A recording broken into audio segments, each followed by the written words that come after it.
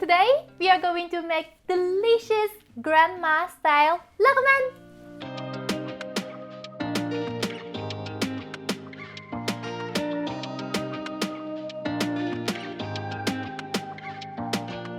The real Laghman is made by Uyghur grandmothers, mothers, and they make always freshly handmade Laghman from home. And there are slightly differences between different families. The differences is in the seasoning and in the seasonal vegetables. And today I'm going to make my grandmother's recipe. And I love this recipe because it seems like so simple, but the dish, it has so much flavor and it smells like my grandmother's kitchen. And only the seasoning we are going to use is the salt. There is nothing else, like no black pepper, no white pepper. And of course, as vegetables, we are going to use celery and Asian cabbage and basic ingredients such as peppers and tomato and onion. And of course, lamb. It's the main ingredient in the Uyghur kitchen, so we can't miss lamb for today's recipe. Of course, for hand-pulled noodles, we are going to make dough. For the dough, as usual, we are going to use flour, salt, and water. Let's get started. Add 4 pinches of salt to the flour. Just roughly pinch it and add it to the flour. About the water, I mentioned in the previous videos, we are going to add the water little by little. So first, pour it into your palm, spread it over the flour, and little by little, grab it with your fingers. Grab it, grab it, grab it. Try to combine all dry flour together. Try to combine all dry flour so it come together roughly, so we can continue with this rough dough ball with our fist. We are going to make strong fist, and then with this strong fist, we are going to use our whole body weight, press the dough. In this way, all dry pieces and wet pieces come together, so the dough becomes little by little smoother, smoother, and smoother. As you can see, the dough is quite smooth from inside out and it's not sticky. This is really important to get beautiful long noodles so you can dance with the noodles together. As you can see, it's firm, it's like a rubbery feeling. Now we are going to let it rest for about 15 to 20 minutes. And don't forget to cover it with a damp towel. The next step is, with the rested dough, we are going to make pilte. How I translated this in English? Coil. We are going to make beautiful, cute dough coil. It's very common that we start from here. First of all, we are going to press the dough really gently with our palm and bring it in rectangle shape. If you ever have made pasta or Japanese noodles, udon, ramen, they use dry flour for making and stretching the noodles. But this is oil technique. We are going to use some oil, so use some oil on your palm and also on the working surface. With your oily palm, you are going to really gently press the dough. Now, we are going to divide the dough really gently in 4 even pieces. So cut it really gently with knife in lengthwise. Each piece, oil it. Our goal is try to make beautiful round dough coils or pilte. So what I'm going to do is grab it between my palm so I can get round shaped dough base. Next, we are going to one by one stretch them out. Make sure that you have enough space in front of you. So oil the space. Now we are going to stretch them out by moving our arms to the side. So it's like some cooking meditation. Take your time here and relax your shoulders, relax your hands, and we are going to stretch it out really gently. So you are going to use your palm and from the center, move your arms to the sides so you can little by little press it really gently and make it longer. Do this step really gently. Don't try to make it at once thinner and longer. You need to repeat this process again and again, and it takes some time, so be patient.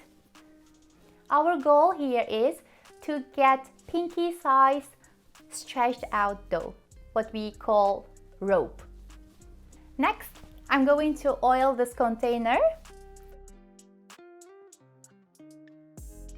Next step is begin from the start of the stretched out rope, and we are going to place it at the center of this container to make beautiful, cute pilte. You just made the first pilte coil. From here, you need to remember the oil with the coil. So we are going to oil our palm, then coil, so every side, oil it, and don't forget to cover it with the lid. Otherwise, it'll dry out.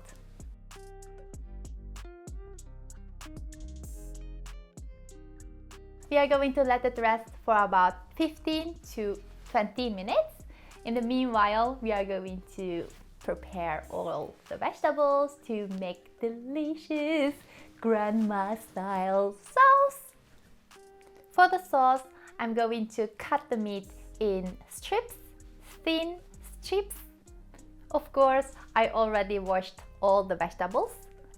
Divide the onion from the middle and cut them in half moon shape as thin as possible. Slice the tomato also from the middle and slice it as thin as possible so it disappears in the sauce, and that makes the sauce juicy as well. Look at this beautiful red ripe tomatoes. It gives lots of flavor to the sauce. We try to make here beautiful looking delicious sauce because you eat with your eyes. So we are going to cut the vegetable in beautiful pieces. So try to make the same shaped cut vegetables. Celery, we are going to divide each stalk in lengthwise from the middle. Then diagonally, I'm going to cut them as thin as possible. This pointy, delicious, sweet pepper, I'm going to divide it from the middle, then diagonally cut them into strips as well. Asian cabbage, we are going to divide these soft pieces from the hard piece. So the hard piece, try to make it in strips as well. And slice these soft green pieces. We are going to keep it for at the end and add it at the end to the sauce. Look at this spoon, beautiful long spoon, because we are going to heat up the oil really hot. It can splatter, so be careful with the hot oil. Wait until the oil becomes really hot and use the biggest fire. When it's ready, we are going to add the meat really gently to the oil. After the meat, add salt. Stir it really gently and wait until the meat becomes beautiful light brown, especially the edges. After about 2 minutes, the meat is beautiful brown. Then we are going to add the onion really gently to the meat. Mix until the onions become a little bit yellowish and softer and slightly brown. Then we are going to add the tomato. Mix. Now, time to add the celery. When the celery is slightly softer, we are going to add the pepper and Asian cabbage. Only the hard piece. Keep the soft piece of the Asian cabbage for at the end. It's for the color. Add water.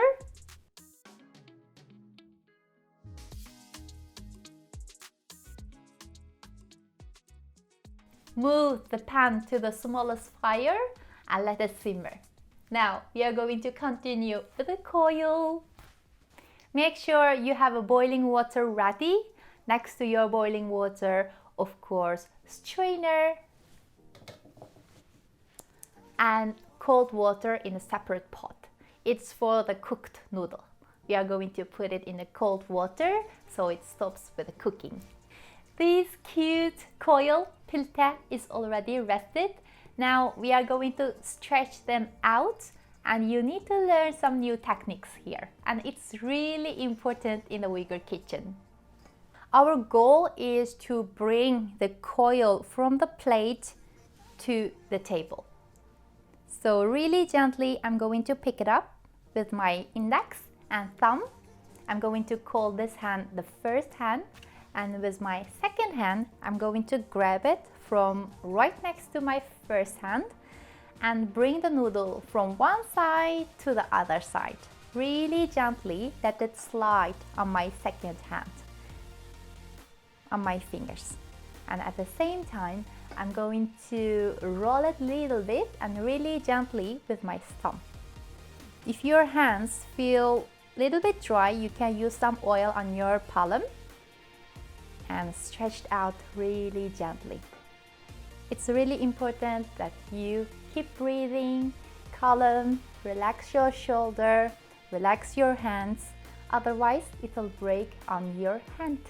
Next step is really fun to do, and Uyghur mothers are master of dancing with the noodles. And we are going to dance with the noodles. We are going to wrap up our hands with this beautiful stretched out noodles. Stretched out until you reach the end of the first piece.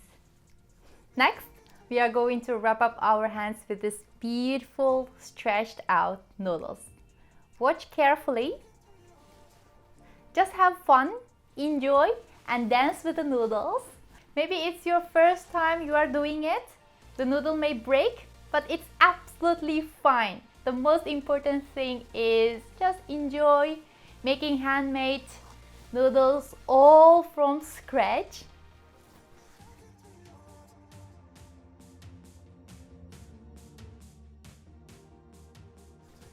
And dance with the noodle and smile, relax your shoulders and hit the table with this beautiful noodles on your hand. Go for it!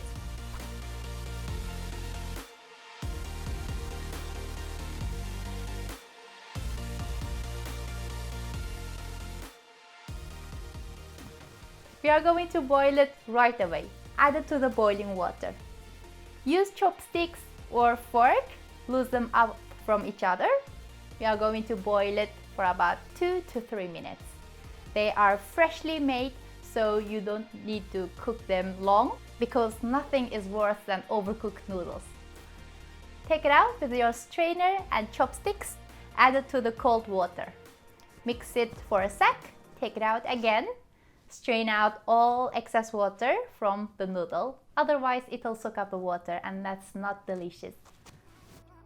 This beautiful, long, gorgeous noodles. Uyghur mothers, grandmothers, they are Noodle-Lagman masters, and I'm going to show you what it looks like.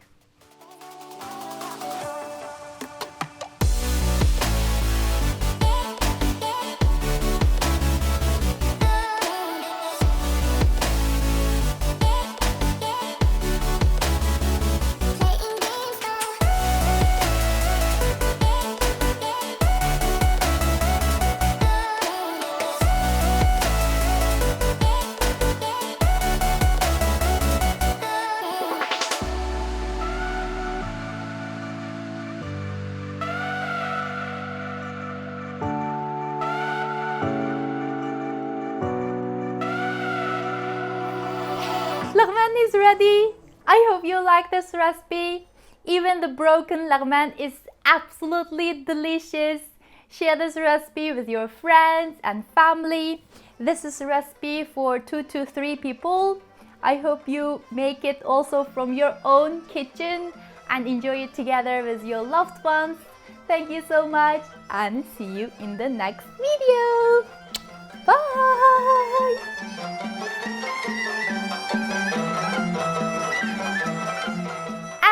You can serve this recipe with chili sauce and vinegar.